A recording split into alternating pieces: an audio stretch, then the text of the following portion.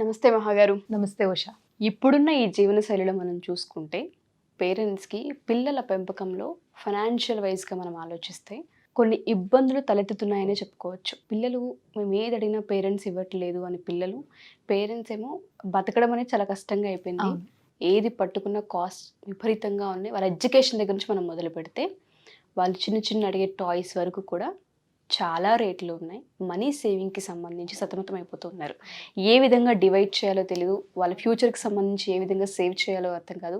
Especially ఎడ్యుకేషన్‌కి సంబంధించి, వాళ్ళ సేవింగ్స్‌కి సంబంధించి పేరెంట్స్‌కి ఏ టిప్స్ ఇవ్వచ్చు మహాగారు? తాకట్టులో ఉన్న బంగారాన్ని విడిపించి ఆ రోజు ఆన్లైన్ రేటుకే మేము కొంటాం. Sharma gold company.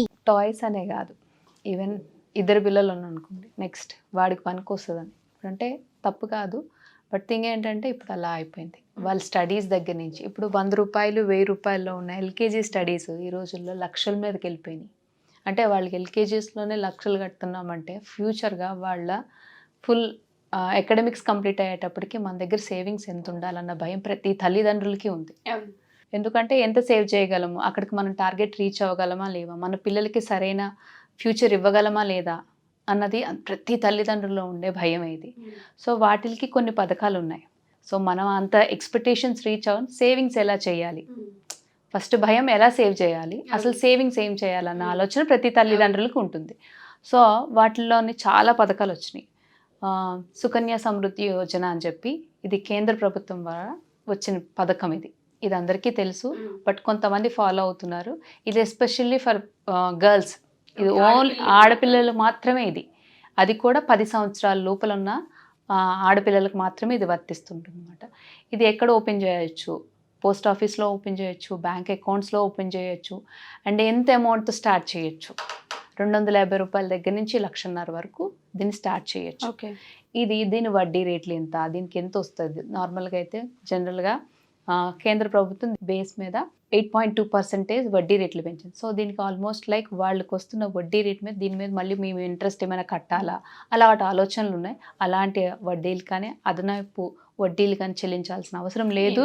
పాపకి ఏదైతే 18 సంవత్సరాలు నిండిన తర్వాత తన చదువుకు ఉపయోగపడడానికి సగం డబ్బు మాత్రమే తీసుకోవడానికి ఉపయోగం ఉంటుంది. అండ్ మిగతా అమౌంట్ ఏదైతే ఉందో ఫుల్ అమౌంట్ కావాలంటే తన వివాహానికి సంబంధించినప్పుడు మాత్రమే ఫుల్ అమౌంట్ తీసుకోవడానికి అవకాశాలు ఎక్కువ ఉన్నాయన్నమాట. ఇదొకటి. అండ్ ఇంకొకటి పబ్లిక్ ప్రొవిడెంట్ ఫండ్. ఇది కూడా బ్యాంక్ అకౌంట్లో ఓపెన్ చేసుకోవచ్చు, లేకపోతే పోస్ట్ ఆఫీసులో చేయొచ్చు. అండ్ దీనికి ఏమీ అమ్మాయిలకి అబ్బాయిలకి అని లేదు. పిల్లలు చిన్నవాళ్ళు అయి ఉండాలి, మైనర్లు అయి ఉన్న వాళ్ళకి మాత్రమే ఇది ఓపెన్ చేయడానికి ఉంటుంది. అండ్ దీంట్లో ఎంత అమౌంట్తో స్టార్ట్ చేయొచ్చు, దీన్ని 500 నుంచి ఇది కూడా 1,50,000 వరకు వెళ్తుంది.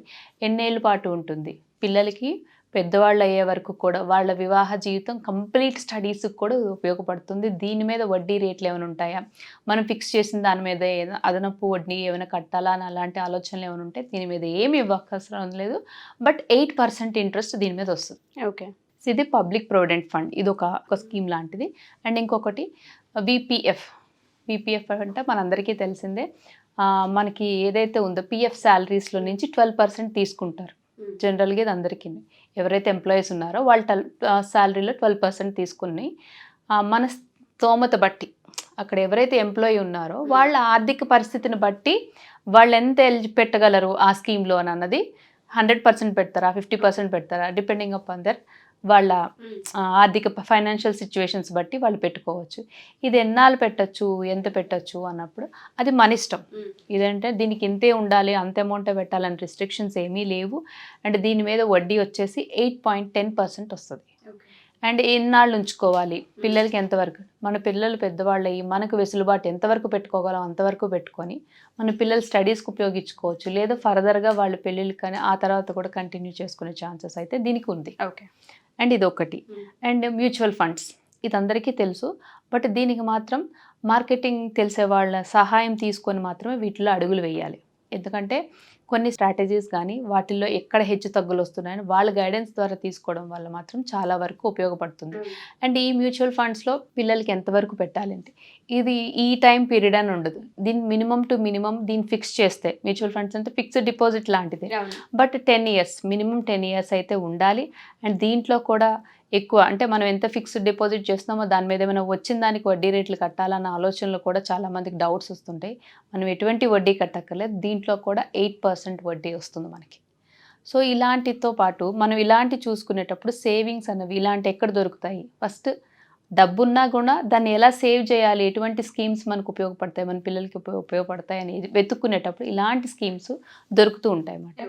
అండ్ ఇంకొంతమంది ఏంటంటే ఈ స్కీమ్స్ మ్యూచువల్ ఫండ్స్ మ్యూచువల్ ఫండ్స్లో కూడా ఏది మనకి రాణిస్తుంది, దేనిలో లాస్ అండ్ ప్రాఫిట్ రెండు చూసుకొని మార్కెటింగ్ ఎవరైతే తెలుసో వాళ్ళ సహాయం ఎందుకు తీసుకోమన్నామంటే, ఎవరు మాటలు అంటే ఫ్రెండ్స్ మాటలు వినో లేకపోతే దీంట్లో నేను ఇది పెట్టాను నాకు ఇది వచ్చిందంటే అందరికీ అది వర్తిస్తుందని మనం అనుకో, కంపల్సరీగా మార్కెటింగ్ వాళ్ళు సహాయం తీసుకుని దీంట్లో పెట్టుకోవాలి. కొంతమంది షేర్స్ కొనుక్కుంటారు, ఇవన్నీ చేస్తుంటారు. బట్ కొంతమంది అయితే గోల్డ్ కొనుక్కొని దాన్ని పెట్టుకొని దాని మీద క్యాష్ చేసుకునే వాళ్ళు చాలామంది ఉంటారు. ఎందుకంటే ఎవరైనా ఇచ్చిన డబ్బులతో ఫస్ట్ గోల్డ్ కొనడము, అది పక్కన పెట్టుకోవడము, మనకు అవసరమైనప్పుడు దాన్ని మళ్ళీ బ్యాంక్లో లోన్ పెట్టి తెచ్చుకోవడం. ఎందుకంటే 50% అందరూ కూడాను గోల్డ్ పెట్టుకుంటే దాని మీద లోన్ వస్తుందన్న ఆలోచనతోనే ఉంటారు. సో ఇలాంటిది గోల్డ్ టీఎఫ్ అని చెప్పేసి ఈటీఎఫ్ అని చెప్పి ఒక స్కీమ్ ఉంది. దీంట్లో ఏంటంటే గోల్డ్ ఎక్స్చేంజింగ్ మాట. ఇది మార్కెటింగ్లో ఒక షేర్స్ కొనుక్కొని దాంట్లో మనం ఏదైతే కొనగలనుకున్నాం ట్రేడింగ్ ఏదైతే జరుగుతుందో రోజువారీ జరుగుతుంటుంది, అమ్మడం కొనడం, షేర్స్ అమ్మడం కొనడం, దీంట్లో ఎంత లాభం వస్తుంది ఏంటి అన్నది దాని అవగాహన బట్టి మనం కొన్నాళ్ళకైతే ఏమవుతుందంటే చేసే కొద్దీ అనుభవం వస్తుంది. అనుభవం వచ్చేటప్పుడు దీన్ని పర్టికులర్గా కొంచెం అనుభవం కావాలి. అనుభవం లేకుండా అనవసరమైన స్టెప్స్ వేస్తే గోల్డ్ ఎక్కడికి పోదు, బట్ రాబడి అనేది తగ్గుతూ వస్తుంటుంది. బట్ ఎవరికైతే దీని మీద గ్రిప్ ఉంటుందో, ఈ షేర్స్ అని మార్కెట్ నాలెడ్జింగ్ ఎవరికైతే ఉంటుందో వాళ్ళకైతే మాత్రం మంచి రాబడి వస్తుంది. అండ్ సేవింగ్స్ కూడా బాగా జరుగుతుంది. ఎందుకంటే చాలామంది మెటీరియలిస్టిక్గా మన కళ్ళకు కనిపించేది ఎక్కువ చూస్తుంటారు. వస్తువు అనేసరికి ఈ గోల్డ్ మనకి ఎప్పుడైనా అవసరం వస్తే డబ్బు కన్నా ఫస్ట్ వెళ్ళి పెట్టుకోగలం కదా అన్న ఆలోచన అందరిలో ఉంటుంది.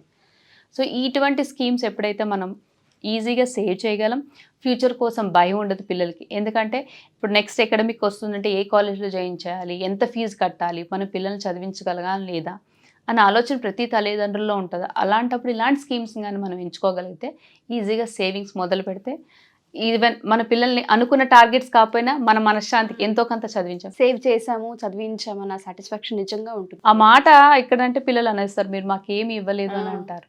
బట్ అర్థం చేసి పిల్లలకు కూడా ఫైనాన్షియల్ థింగ్స్ చిన్నప్పటి నుంచే మనం అలవాటు నేర్పించగలిగితే వాళ్ళకి అర్థమైతే ప్యారలల్గా బ్యాలెన్స్డ్గా వెళ్తుంది ఫ్యామిలీ అన్నది. థ్యాంక్ యూ సో మచ్ మహా గారు. ఎందుకంటే లోన్స్కి సంబంధించి మనం ఎప్పుడు మాట్లాడలేదు, బట్ చాలామంది పేరెంట్స్ పిల్లల సేవింగ్స్ ఎలా చేయాలని పేరెంటింగ్ వీడియోస్ చేసినప్పుడు అడిగారు కాబట్టి వాళ్ళకి ఇన్ఫర్మేషన్ కోసం ఈ వీడియో తీసుకోవడం జరిగింది. Thank you so much search చేసి మరి చెప్పినందుకు. థ్యాంక్ యూ మహా గారు.